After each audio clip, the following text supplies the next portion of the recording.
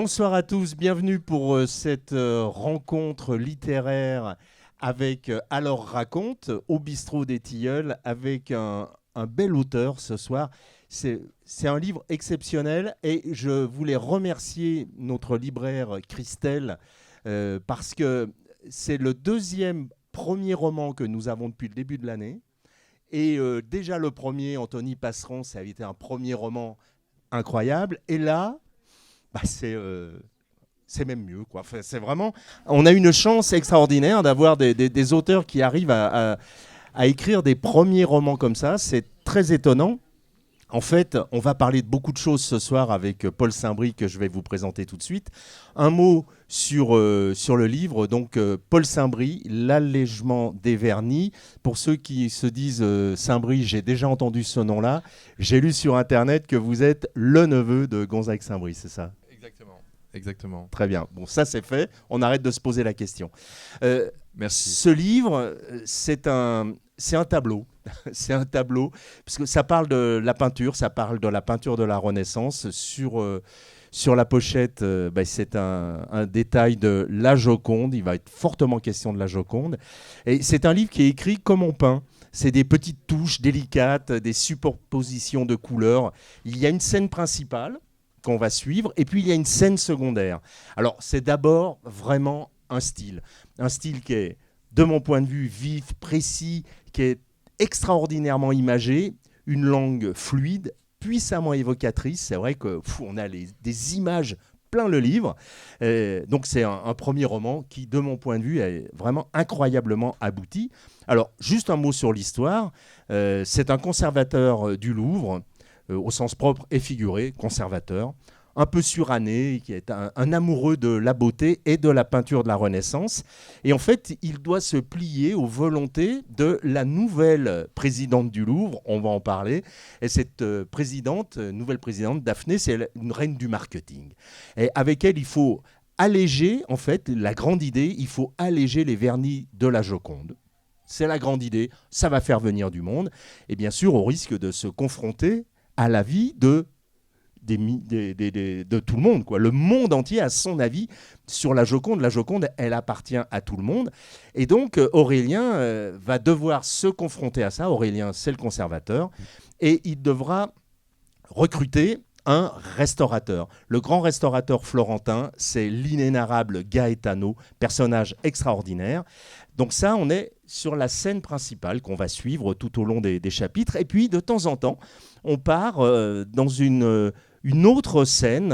On va suivre la vie étonnante d'Homero, qui est un personnage solaire, totalement hors de son temps, un technicien de surface du Louvre, et qui fait de son métier de basses œuvres, hein, c'est quand même technicien de surface, il en fait des moments de grâce.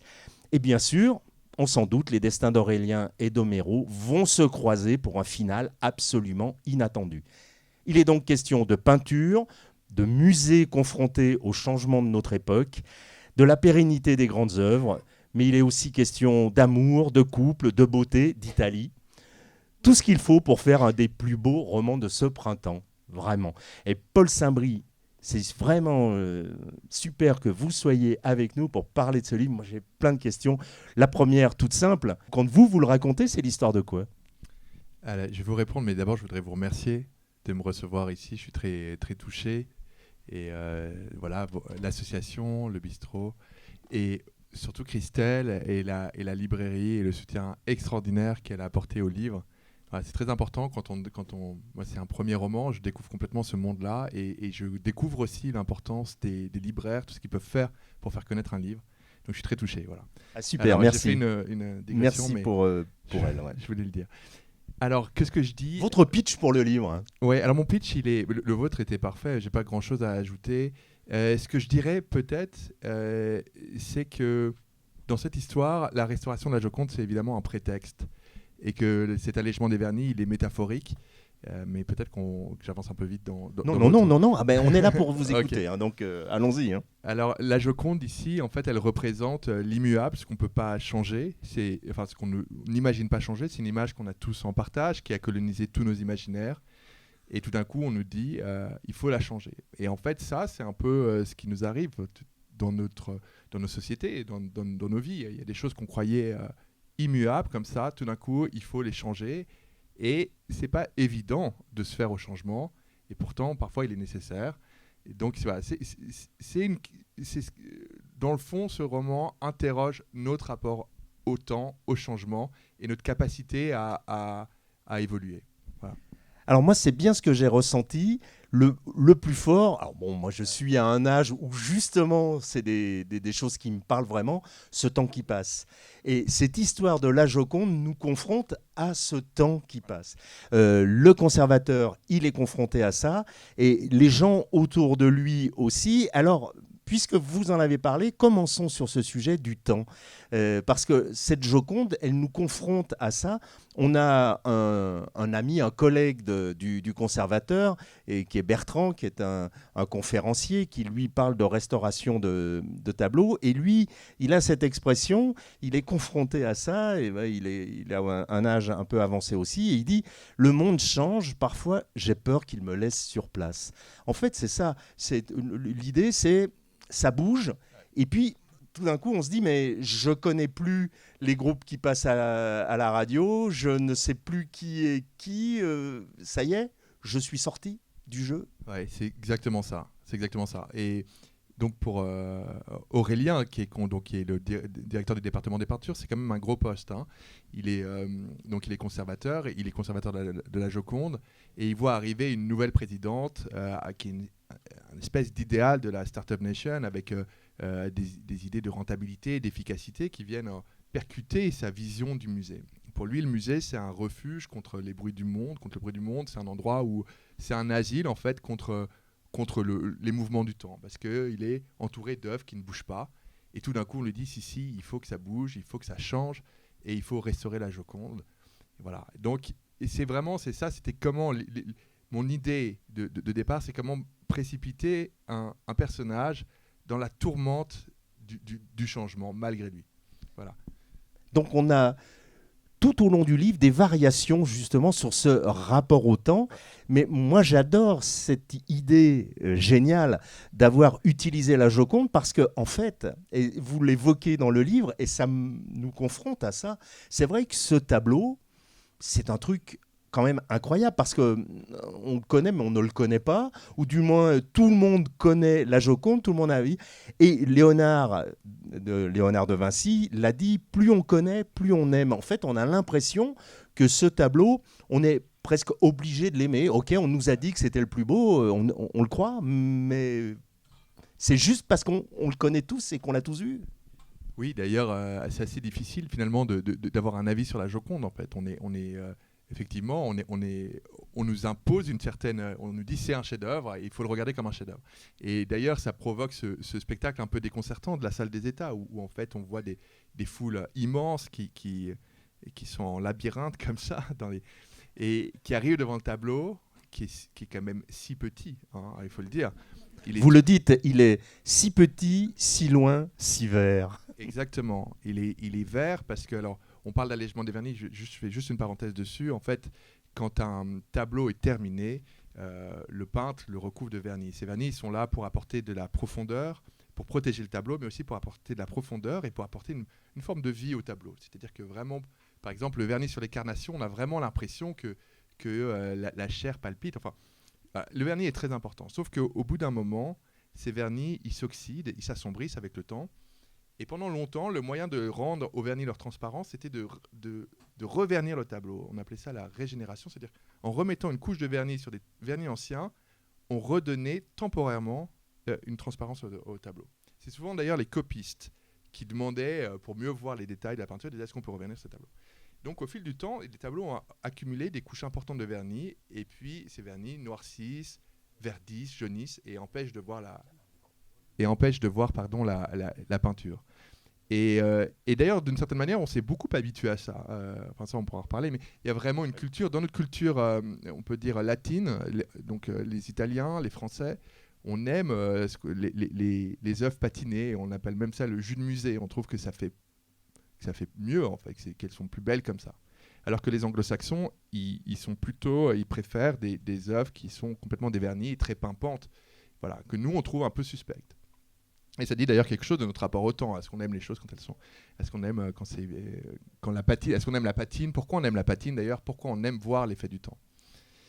Et donc par rapport à la Joconde, en fait, quand les gens arrivent après avoir fait la queue pendant un quart d'heure, 20 minutes dans la salle des États, je pense, moi c'est assez personnel, mais c'est qu'en fait ils sont complètement, ils sont un peu désenchantés.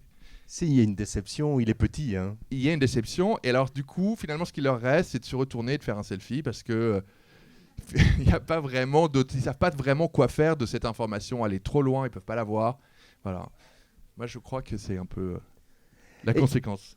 Et donc, on est avec ce tableau qui est le tableau le plus connu au monde, qui a une histoire incroyable, qu'on évoque un peu dans le livre, hein, ce tableau qui d'ailleurs a été fait. Parlons-en un peu de cette Joconde. Il a été fait par Léonard de Vinci, qui est en fait le tableau pour une jeune dame florentine, mais en fait il l'a gardé toute sa vie, il ne l'a jamais remis à son commanditaire. Ouais, ça c'est un des grands paradoxes de Léonard qui est assez fascinant. Léonard, c'est quelqu'un qui a couru toute sa vie après des mécènes, après des princes, et en même temps, donc on peut croire qu'il était un peu opportuniste, peut-être qu'il l'était un peu, mais en même temps, il a toujours fait preuve d'une très grande indépendance d'esprit. Et au moment, en fait, où le grand mystère de la Joconde, c'est celui-ci.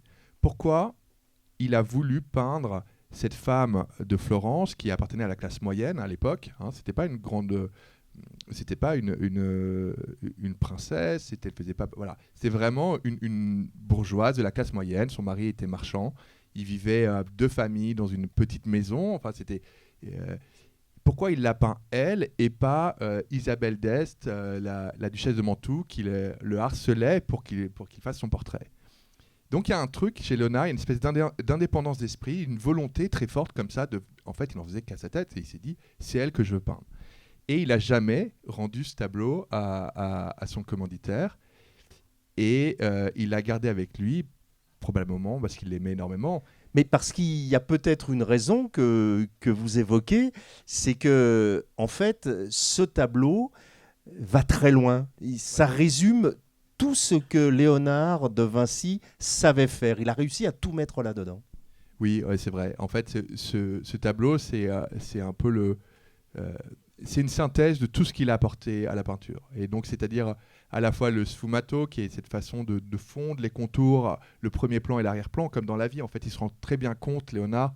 Par exemple, un autre peintre que j'aime beaucoup, c'est Botticelli. Si vous regardez Botticelli, vous voyez que toutes les figures sont cernées d'un contour. Et Léonard, il comprend que dans la vie, c'est pas comme ça, qu'en fait, l'œil fond le premier plan et l'arrière-plan, et il restitue ça avec ce fameux sfumato. Il obtient des dégradés très fins, très subtils. Et une autre chose qu'il comprend très bien, c'est la théorie des lointains, c'est que plus, d'ailleurs vous pouvez le constater tous les jours avec les montagnes, c'est que plus un objet est loin, plus il est bleu, moins il est contrasté.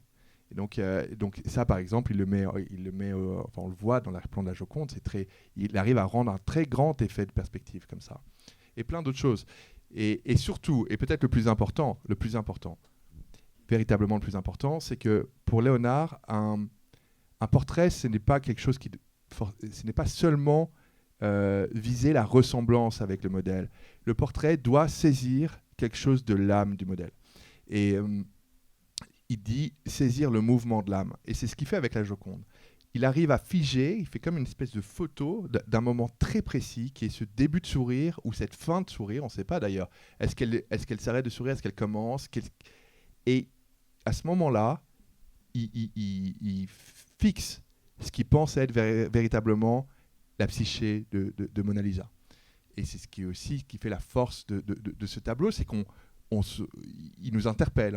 On a l'impression d'avoir accès à quelque chose de sa personnalité. Et est-ce que, en fait, il a visiblement retravaillé ce tableau tout au long de sa vie, puisqu'il le gardait avec lui et il l'a amélioré pour en faire son chef-d'œuvre. On peut dire que c'est le chef-d'œuvre de Léonard de Vinci. En fait, c'est pas pour rien qu'on est tous fous de la Joconde. Oui, véritablement, je pense que une fois qu'on a passé toutes les barrières un peu psychologiques qui sont que de l'icône, un peu cette injonction à aimer la Joconde. Si on regarde vraiment ce tableau, on comprend en quoi c'est une prouesse technique et on comprend aussi ce qu'on se disait. Et effectivement, Léonard n'a jamais cessé de travailler sur elle. Et peut-être que finalement, ce qu'on voit aujourd'hui est très différent du tableau qu'il a commencé en 1503, le tableau l'a accompagné jusqu'à sa mort au Clos Lucé en 1519. Et peut-être qu'en fait, il a finalement, en repeignant dessus, en l'améliorant, il s'est éloigné du modèle de Lisa Gherardini qui était le modèle de départ. Mais c'est pas grave. Ce qui est important, c'est ce que ça voulait dire pour lui et voilà, la manière dont il a porté avec lui. Et puisque vous avez évoqué le Clos Lucé, parlons-en. Il s'agit d'un petit château à Amboise. Si vous n'y êtes jamais allé, allez-y. Vraiment, c'est vraiment génial. En plus, ça raconte aussi, ça parle de Léonard de Vinci et ça parle de vous aussi, puisque en famille, vous avez été élevé pratiquement, ou en tout cas, vous l'avez connu tout jeune, parce que votre père était, je ne sais plus, directeur du Clos Lucé. Oui, alors c'est un peu périphérique, mais en fait, effectivement, le Clos Lucé est une entreprise familiale et a été ouvert au public par mon grand-père. Voilà, alors c'est un petit manoir, mais c'est là où Léonard de Vinci a passé les 3 dernières années de sa vie à Amboise. Et donc c'est vrai que moi, nous, on n'y habitait pas, mais on y passait des vacances, des petites vacances. Et c'est vrai que moi, j'ai eu la chance de vivre dans cet univers léonardien. Voilà. Mais pour moi, Léonard, c'était surtout l'ingénieur, c'était surtout l'inventeur, et j'ai mis beaucoup de temps à rapprocher ce Léonard inventeur du Léonard peintre. Et voilà. Oui, parce que on est dans une époque, la Renaissance, où c'est vrai que les artistes sont vraiment polymorphes. Ils arrivent à toucher à tout avec le même génie. C'est vraiment exceptionnel. Et là, parlons de ceux qui sont chargés justement de restaurer les tableaux. Parce que bon, avant de parler de l'allègement des vernis, on va en parler, mais tout simplement, il y avait des tableaux qui étaient abîmés, qui pouvaient être troués, qui étaient sur bois, qu'on voulait mettre sur toile. C'est un monde incroyable que je ne devinais absolument pas. On arrivait, et on va parler donc entre autres du plus grand à l'époque, on est au XVIIIe siècle, au XVIIe, c'est Robert Picot, ce restaurateur qui était artisan, artiste, et qui arrivait, lui, à un moment, on décollait la toile de son support bois pour mettre sur toile. C'est assez incroyable. Hein. Oui, ça c'est assez extraordinaire. C'est un peu c'est une des conséquences du travail de documentation, parce que ce qui était très passionnant à faire en écrivant, c'était de découvrir cette profession de la restauration que je connaissais pas du tout. Et finalement, qui est un peu oublié. On connaît évidemment les artistes, les modèles, les muses, les marchands, les commanditaires. On ne connaît jamais les restaurateurs. Et donc, en plongeant dans cette profession de la restauration, je suis remonté aux sources et alors j'ai appris que les premiers restaurateurs, d'abord, c'était les peintres, les premiers peintres du roi à qui on confiait des travaux de repeint, par exemple. Et d'ailleurs, de façon très libre, c'est-à-dire que, par exemple, tel peintre pouvait décider d'agrandir un Véronèse pour le mettre en conformité avec le tableau qu'il avait peint en face. Enfin, c'est des choses complètement impensables aujourd'hui. Et puis, à un moment, je suis tombé sur un personnage qui m'a passionné et qui a aussi guidé aussi la dramaturgie du livre, et notamment un des personnages, de mon personnage de restaurateur, Gaetano. Gaetano, ouais. Dans ce dilemme artiste-artisan. Alors, ce personnage, donc vous l'avez évoqué, c'est Robert Picot. C'est un restaurateur du XVIIIe siècle qui commence sa vie comme en fait, qui est d'horreur. Et puis, à un moment, on ne sait pas trop comment, il tombe sur une technique dont il se proclame l'inventeur, qui est la technique de la transposition. La transposition, c'est complètement fascinant, ça consiste à décoller la couche picturale, donc il faut imaginer une espèce de membrane infiniment fine et fragile pour aller la recoller sur un autre support. Alors on faisait ça notamment sur les panneaux de bois, parce qu'évidemment les bois s'humidifient, gondolent, etc. Donc il y a des tableaux qui étaient vraiment menacés, et Robert Picot le faisait, et puis il allait recoller l'image comme un décalcomanie sur toile. Alors quand les gens ont vu ça au début, ils ont dit, c'était un truc de dingue. Et il y a une grande exposition qu'il a faite au Luxembourg, qui lui a valu les honneurs du roi. Il était tout d'un coup, c'est devenu une star. Et ce qui est assez... Là, on est en 1700... Oui, 1752, 1752, voilà. Exactement. Et à ce moment-là, donc, ce qui est assez incroyable, moi, ce qui m'a beaucoup intéressé, c'est la vision que Robert Picot avait de lui-même. Et en fait, il a transposé les plus grandes œuvres de la Renaissance, et des tableaux de Raphaël, etc. Et par exemple, quand il transpose Raphaël, il écrit au dos du tableau, il dit « Peint par Raphaël d'Urbain, restauré, transposé par Robert Picot de Paris. » Et là, ensuite, il signe « Artiste ». Donc, moi, je me suis dit, là, il y a quelque chose de fascinant. Et effectivement, on peut comprendre que dans la durée de la confrontation, dans la confrontation d'un restaurateur avec la toile qu'il est en train de restaurer, c'est un temps très long, hein. Ça peut être c'est plusieurs mois, ça peut être plusieurs années. On peut imaginer tout d'un coup que le restaurateur a envie d'amener sa pâte, et puis tout d'un coup. Et puis aussi, c'est légitime. Par exemple, dans le cas de Robert Picot, il apporte aux œuvres la vie éternelle, parce que finalement, s'il n'intervenait pas, elle mourrait. Donc lui, il se sentait finalement presque sur un pied d'égalité avec les créateurs des œuvres. Et du coup, lui, on est dans ce rapport au temps. Il est en train de redonner vie à une œuvre qui a été faite par un artiste longtemps avant, et lui, en fait, il s'insère dans cette vie de l'œuvre, et il va devenir important, et du coup, ça nous resitue dans cette grande échelle du temps, qui est un des grands thèmes de ce livre. Oui, exactement. Et alors, là, c'est pas du tout un livre d'histoire, mais j'ai fait référence une ou deux fois pour expliquer un peu aussi ce métier de la restauration. Et ce qui se passe, c'est qu'on est au XVIIIe, c'est le siècle des Lumières, et les encyclopédistes demandent, maintenant, ils veulent documenter tous les savoirs de manière universelle. Alors ils vont voir Robert Picot, ils lui disent, alors maintenant, explique-nous la transposition, comment tu fais, etc. Et lui, il veut pas, parce qu'il considère que c'est un artiste et qu'il n'a pas à donner son secret. Et ensuite, ce métier de restaurateur, eh bien, en fait, il va être cadré par l'administration, qui n'a qu'une peur, c'est que justement, les restaurateurs se prennent pour des artistes, et ils vont faire en sorte. Enfin, on va créer un cadre, une déontologie, etc., pour arriver aujourd'hui à un métier où les restaurateurs ont une déontologie très forte et ils ne font pas n'importe quoi. Et c'est très surveillé, quoi. Alors, c'est surveillé, on se pose la question de la patine. Les latins, on va aimer la patine, les anglo-saxons vont aimer retrouver les couleurs. Un petit mot sur... Alors, ça n'est pas dans le livre, mais c'est votre avis à vous, justement, puisqu'on va parler des nouveaux musées. Ce nouveau rapport qu'on a à l'art, il y a beaucoup de choses qui changent en ce moment, ça change vite. Ça, par contre, il en est question dans le livre. Par exemple, la chapelle Sixtine, c'est vrai que moi, j'ai eu la chance de visiter la chapelle au moment où elle était en cours de restauration par l'équipe japonaise, et on avait une moitié qui était faite et l'autre moitié qui était à faire. Et là, c'était... stupéfiant. On se dit, mais en fait, avant que ça soit refait, on ne voyait absolument rien. Alors, c'est vrai. Bon, il faut dire que l'histoire de la restauration est jalonnée de polémiques. Et il y a toujours eu des polémiques dans la restauration.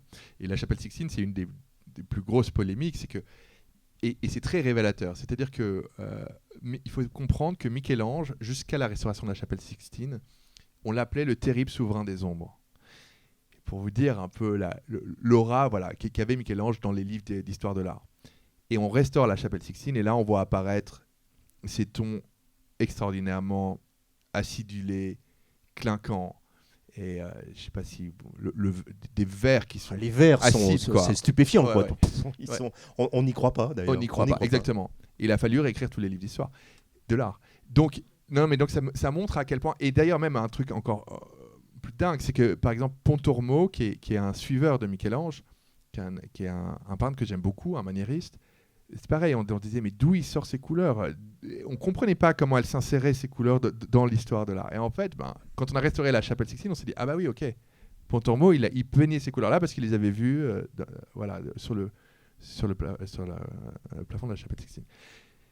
Donc, effectivement, ça montre que l'histoire de l'art, elle peut être aussi revisitée par la restauration et par qu'il y a beaucoup de choses qui nous viennent comme ça. Et vous, donc Paul Saint-Brie, vous dites je vais écrire un livre sur le temps, je vais prendre la Joconde. Est-ce que vous étiez déjà totalement immergé dans cette vie des musées, ou est-ce que vous êtes parti dans une documentation? Vous l'avez écrit comment, ce livre? Non, alors donc, oui, j'avais un petit peu j'avais ce lien avec Léonard et ce goût pour la peinture. Mais surtout, moi, je suis ma première obsession, ce sont vraiment les images. Et vous êtes photographe et directeur artistique dans la publicité. Hein, voilà, vous êtes un métier d'œil, un métier d'image. Exactement. J'ai fait une école d'art et donc en fait, je suis très sensible aux images et puis j'ai aussi très sensible aussi à la au rôle qu'elles ont aujourd'hui et la manière. En fait, pour vous dire, moi, quand j'ai commencé à m'intéresser aux images assez tôt, à mon adolescence, j'avais la croyance que je pourrais toutes les voir. Je me disais, ça doit être possible de voir toutes les images du monde, quoi. Et je compulsais de manière boulimique les magazines, etc. Et puis, bon, évidemment, c'était évidemment possible. Et quand Internet est arrivé, et tout d'un coup, on s'est pris une espèce d'avalanche, quoi, d'images, un flux ininterrompu. Et moi, dans mon métier, j'ai fait des campagnes, par exemple, dont j'ai l'impression qu'elles ont duré 48 heures sur les réseaux sociaux, quoi. Je me suis dit, mais pourquoi? Parfois, j'avais les bras qui m'en tombaient. Je me disais, mais pourquoi on fait tout ça alors que ça va si vite? Voilà. C'est un peu dans cette réflexion-là que j'ai commencé à m'interroger là-dessus, sur la faculté de notre génération à créer des images qui vont nous survivre. Est-ce que notre génération est capable de créer des images qui vont nous survivre 500 ans comme celle des grands peintres de la Renaissance? Est-ce qu'on a encore de la rémanence ou pas, quoi? Oui, exactement. Et est-ce qu'on est... Exactement. Et je dois dire que c'était un peu vertigineux. Donc j'ai commencé à me poser ces questions-là. Et ça vient de là, en fait, l'allègement des vernis. Voilà.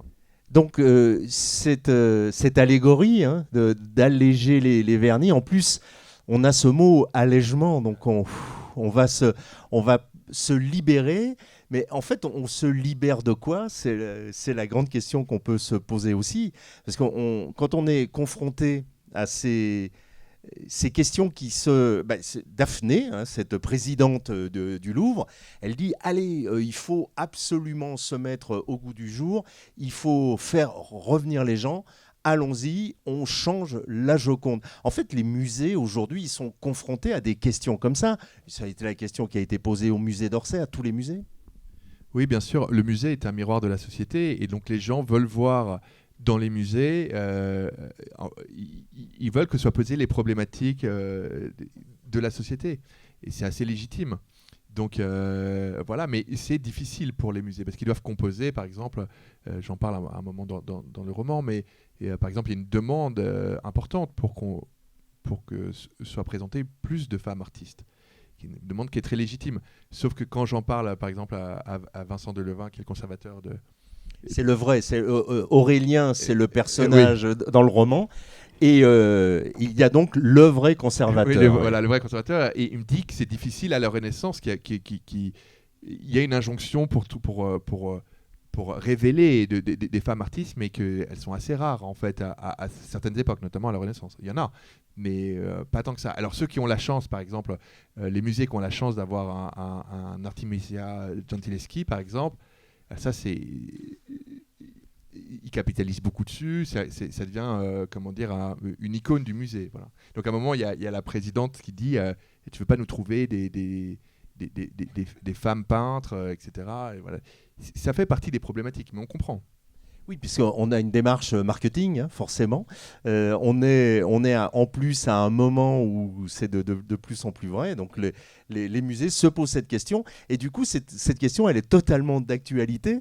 Est-ce qu'on peut imaginer qu'un jour, le Louvre se pose la question et si on restaurait la Joconde? Parce qu'après tout, c'est vrai que ça relancerait l'intérêt pour ce tableau. Parce que tout le monde voudrait voir ce que c'est devenu. Par contre... c'est bien ce que dit le livre, et c'est ce qui arrive dans le livre, on va se trouver confronté au monde entier qui va venir donner son avis, puisque ce tableau, il appartient pas à la France ou au Louvre, il appartient à l'humanité, en fait, on a cette impression. Bien sûr, hein, je pense qu'il appartient à l'humanité. Et moi, je pense qu'il est important, c'est quelle est l'intention, en fait. Est-ce que c'est une intention commerciale, comme je le décris dans le livre? Dans ce cas-là, c'est triste. Mais si c'est une demande qui émane des scientifiques et des conservateurs, et je pense qu'il faut les écouter, ils savent ce qu'ils font.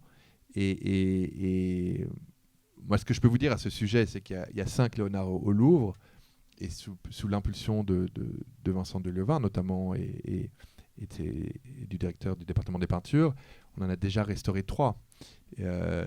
Donc, c'est pas du tout exclu qu'on arrive un jour restaurer. On a allégé les vernis. Oui, on a allégé les vernis. La Sainte-Anne, le travail qui a été fait sur la Sainte-Anne est absolument magnifique.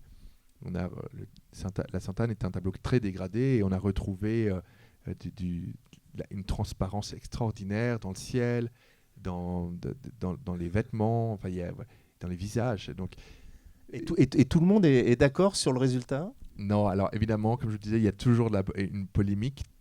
Je crois que c'est vraiment c'est inévitable. Mais la polémique n'a pas finalement aujourd'hui. Ce qui est important, c'est qu'est-ce qui reste après. C'est comme la Chapelle Sixtine. La Chapelle Sixtine, il y a des journaux avec titré Meurtre au Vatican. Donc voilà, aujourd'hui, personne ne se pose la question. Quand vous allez dans la Chapelle Sixtine, tout le monde est émerveillé. Hein. Personne ne regrette la patine d'autrefois. Et ça, c'est très important aussi. D'ailleurs, ça comment dire, ça revient souvent dans le roman, notamment avec le symbole de la pyramide de Paye. Je parle aussi de tout ça, des colonnes de Buren. Oui, on parle beaucoup de Lang et Mitterrand qui se sont trouvés confrontés à colonnes de Buren et pyramide de Paye. Exactement. Et comment finalement on finit par accepter le changement. Voilà. Et de manière, on y arrive toujours, plus ou moins. Mais ça ne veut pas dire qu'il faut tout embrasser comme ça. Mais il doit être questionné. Ouais. Donc vous l'avez compris, on est avec un livre qui nous pose plein de magnifiques questions, mais tout ça, bien sûr, est sous-tendu par une intrigue, par une histoire. Je ne vais pas rentrer trop dans l'histoire parce que bon, ce n'est pas un polar, mais il y a une structure presque de roman policier parce qu'en tout cas, on a une tension, hein, on suit vraiment un fil. Donc, vous nous prenez, vous nous amenez et on part on apprend déjà plein de choses. Moi, j'adore apprendre. Là, franchement, sur un sujet comme ça. Et juste cette question, vous êtes, je l'ai dit, photographe, directeur artistique. Et là, on est confronté à toutes les pages aux questions de la beauté. La beauté, en fait, c'est quoi pour vous ? Oui, je vais répondre. Oui, c'est vrai que là, on était très théorique dans cette conversation, mais effectivement, je pense que c'est une histoire. Hein, c'est un roman, c'est un roman avec voilà, des histoires d'amour, des histoires et puis il y a effectivement une dimension, en tout cas peut-être thriller même.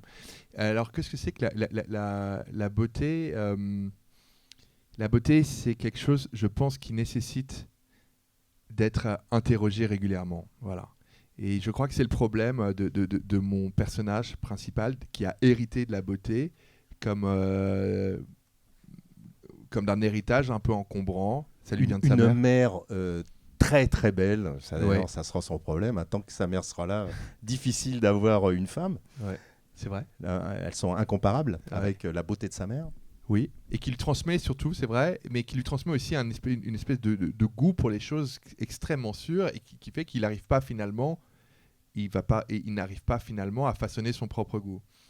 Mais ce qui est très beau dans ce personnage, et je pense que c'est aussi la leçon, enfin, c'est pas un roman pour donner des leçons, mais c'est peut-être un des messages du livre, c'est que il ne va cesser d'interroger son regard sur le monde et de le réévaluer. Et notamment, il y a cette première scène que j'aime beaucoup, où il y a une rappeuse qui est une espèce de grande star de la chanson, comme pourrait être Beyoncé ou Nicki Minaj, et qui vient au Louvre dans une espèce de visite un peu officielle comme ça. Elle a dans ses bras une hermine. Elle est dans un trip un peu Renaissance. Un animal. Vivante, exactement. Elle vient de sortir un album. Voilà. Et elle demande elle demande à se retrouver en face de la Joconde, et là, elle entame une espèce de danse, qui est une danse un peu particulière, un peu syncopée, un peu comme ces chorégraphies qu'on voit sur TikTok. Et lui, le conservateur, il regarde ça, il est complètement estomaqué, et pourtant, il est un moment submergé par sa grâce. Donc c'est ça qui est intéressant, c'est que il ne va cesser d'essayer d'ouvrir son regard, d'ouvrir ses horizons, et de voir la beauté où elle se trouve, même dans le prosaïque, même dans les ballets d'Homero, enfin voilà, c'est ça aussi. Ça montre que la beauté est partout, même sur une autolaveuse. Voilà. Non, c'est un livre qui parle beaucoup effectivement de la beauté.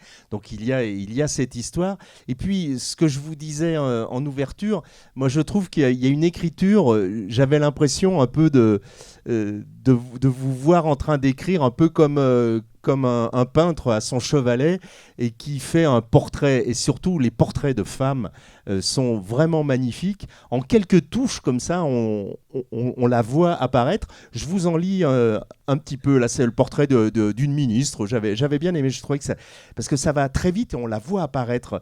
En fait, on est dans une des scènes. C'est la présidente et le conservateur vont donc voir la ministre de la Culture, puisqu'on va parler de cette rénovation de la Joconde qui va concerner la France et le monde entier. C'est un grand moment.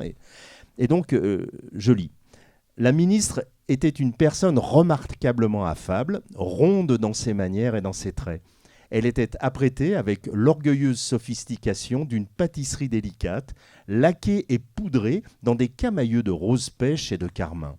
Dissimulée derrière une bonhomie souriante, Aurélien lui trouva un regard alerte et mobile qui trahissait un esprit vif. Elle n'y alla pas par 4 chemins. Cette restauration était-ce bien utile ? Ne pouvait-on pas attendre les législatives ? Voyez-vous, ce n'était pas facile pour le gouvernement. Tout le monde avait une affaire sur le dos en ce moment. Les polémiques s'enchaînaient à un rythme effréné. Alors, si l'on pouvait prendre le temps de la réflexion, je vous passe le petit truc qui vient parce que je veux aller plus vite. Là, juste une petite scène où on a le rapport entre la ministre et la présidente. Et là, c'est duel de femmes. L'expression de la ministre se figea. Elle plongea son regard dans celui de Daphné. Le temps de cet instant suspendu, les deux femmes se jaugèrent.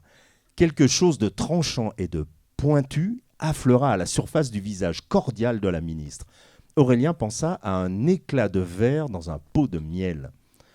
En miroir, Daphné maintenait le contact et répondait de sa meilleure arme, un sourire, à la sérénité indestructible. Les mots ici n'avaient plus d'importance. Cela se jouait ailleurs, dans l'agencement subtil de ses traits, le pli de sa bouche, le retroussement de ses lèvres, l'angle précis de leur commissure. Cela se jouait au-delà du langage. Qu'avait-il de si spécial, ce sourire à nul autre pareil, qu'il pouvait exprimer toutes les humeurs ? Peut-être, se disait Aurélien, qu'il souriait tout autant dans la souffrance ou dans la peine, son sourire.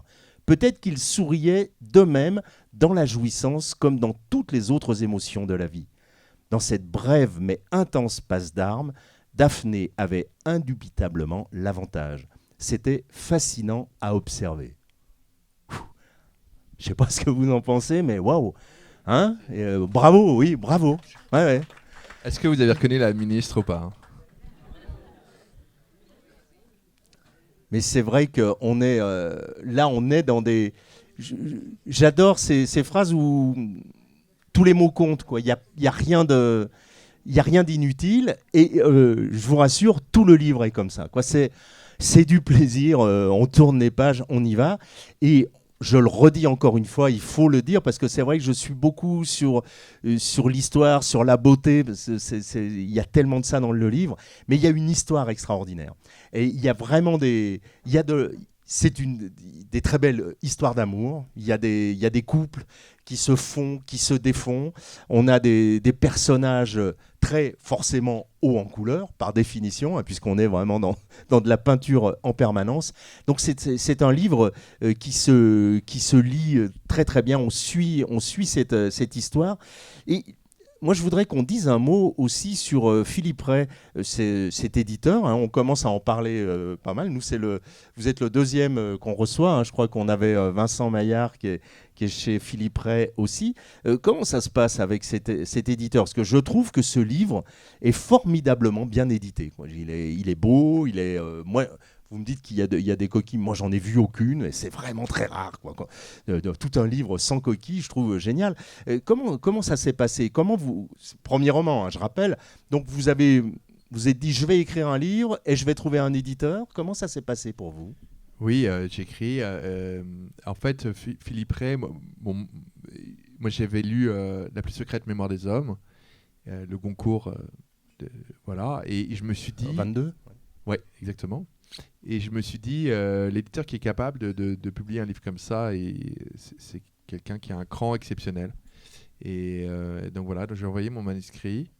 Et c'est le premier qui m'a répondu, en fait. Et puis on s'est rencontrés et voilà, on a décidé de travailler ensemble. Alors, vous avez travaillé ensemble. Comment? Est-ce que vous avez euh, remis le livre et on l'a édité comme ça, ou il y a eu un travail avec lui? Alors Philippe, il est, bon, c'est une personnalité assez exceptionnelle. Il n'est pas très pas très interventionniste. C'est une conversation comme ça, un déjeuner. Et puis il dit bon alors voilà, peut-être que tu pourrais aller un peu plus loin là. Enfin, il pose des questions et puis dans les questions, je sais pas, il a une manière très souple comme ça de faire les choses. Là où il a peut-être mis sa patte vraiment, c'est qu'il tenait à ce que les arcs narratifs soient fermés. C'est-à-dire qu'il y a plusieurs histoires dans ce roman qui s'entrecroisent et plusieurs personnages. Et il tenait à ce qu'à la fin, on soit vraiment comment dire, situé sur chacun d'entre eux. Voilà. Moi, j'aime bien la nouvelle vague, j'aime bien les choses assez ouvertes. Et donc, mais j'avais le sentiment qu'il avait raison. Donc, j'ai travaillé dans ce sens-là. Au début, les choses étaient plus ouvertes. Et je pense que ça a apporté beaucoup de. Je pense que c'est bien. Oui, Je pense que c'est bien d'aller au bout, en fait. Oui, Voilà. puis ça a sûrement donné encore plus de peps à l'histoire, parce qu'on a vraiment toujours envie de savoir ce qui va se passer. On essaye de deviner, on se dit, alors je vous rassure, on n'a rien dit qui puisse vous mettre sur la piste, et n'importe comment, la fin, elle est vraiment inattendue. Et ça, c'est vraiment bien. Donc vous serez, quoi qu'il en soit, surpris par la fin. Ça, c'est une évidence. Et vous l'avez écrit comment, ce livre avant d'aller voir Philippe Ray, vous vous êtes dit je vais écrire cette histoire de la Joconde, donc ces documentations, vous avez travaillé comment? Parce que ça n'a rien à voir avec votre métier de photographe, là j'imagine, là c'est tout à fait autre chose. Hein. Non, alors en fait, pour tout vous dire, pour mettre dans la confidence, j'ai travaillé sur. C'était au départ une idée pour une école de cinéma, de scénario, la FEMIS. Voilà. Et donc, j'allais leur envoyer. Je m'étais déjà fait recaler 2 fois. Et au moment d'envoyer pour ma troisième candidature, j'avais cette idée de la Joconde. Et je me suis dit, s'il me recale une 3e fois, j'aurais peut-être pas le courage de la reprendre. Vous savez, une idée au début, elle est très précieuse. Elle est très précieuse. Et en fait, on est un peu le seul à y croire. Et puis, il faut se faire confiance. Et puis, je me suis dit, le temps du cinéma étant très long, etc., peut-être qu'il vaut mieux que je l'écrive. Et dès que j'ai commencé à l'écrire, j'ai vu tout d'un coup que, ben oui, que finalement que les personnages s'incarnaient et que j'avais des choses à dire et que surtout le film, je l'avais avec moi, quoi. Voilà. Donc je le vivais. Et ça a pris beaucoup de temps parce que c'est très long. J'ai eu des moments de doute, j'ai des moments où j'ai arrêté, j'ai des moments où, voilà. Mais ça c'est naturel, je pense. Alors, on a parlé cinéma, c'est évident, donc je comprends mieux l'idée qu'on est presque sur un scénario, parce que les chapitres sont très courts. Et c'est une écriture cinématographique, vraiment. Donc, on peut se poser la question, après, de la mise en image. Oui, ben, on se la pose beaucoup.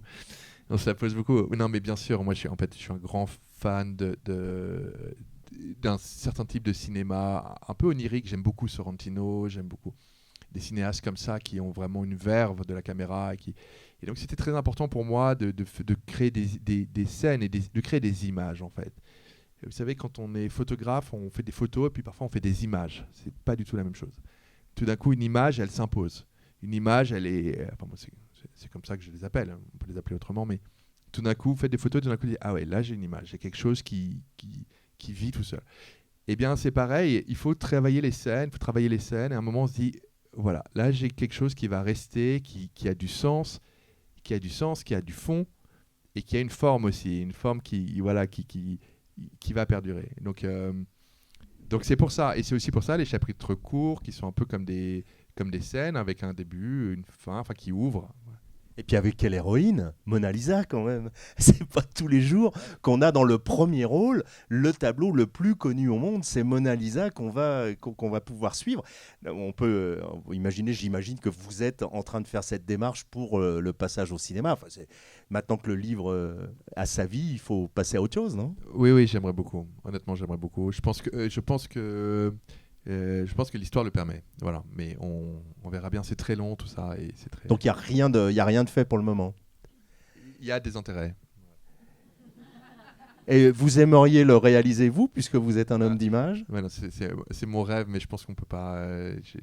J'ai sondé du bout des doigts. On m'a dit que c'était pas un premier film.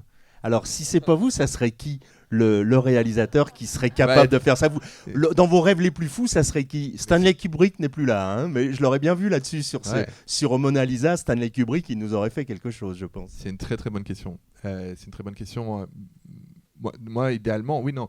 Je vous parlais de Sorrentino. Moi, c'est quelqu'un qui par exemple, dans La Main de Dieu ou La Grande Bellezza, il y a quelque chose de, il y a une emphase en fait. Et je pense que ce qui est beau, c'est cette façon un peu premier degré de filmer la beauté. Si c'est beau, alors filmons-la comme quelque chose de renversant. Et c'est le cas pour Romero. J'espère que si ça se fait, j'espère que le réalisateur qui filmera ça aura cette espèce de dévotion à la beauté et cette capacité à vraiment lui donner de la majesté, notamment dans ces scènes de l'autolaveuse et des statues, etc. Ah oui. Je voudrais qu'on puisse remercier Paul Saint-Brie comme il le mérite. L'allègement des vernis, c'est chez Philippe Ray. Vraiment un immense merci pour ce très beau livre et ce beau moment que nous avons pu passer avec Alors raconte. Merci beaucoup, merci à vous.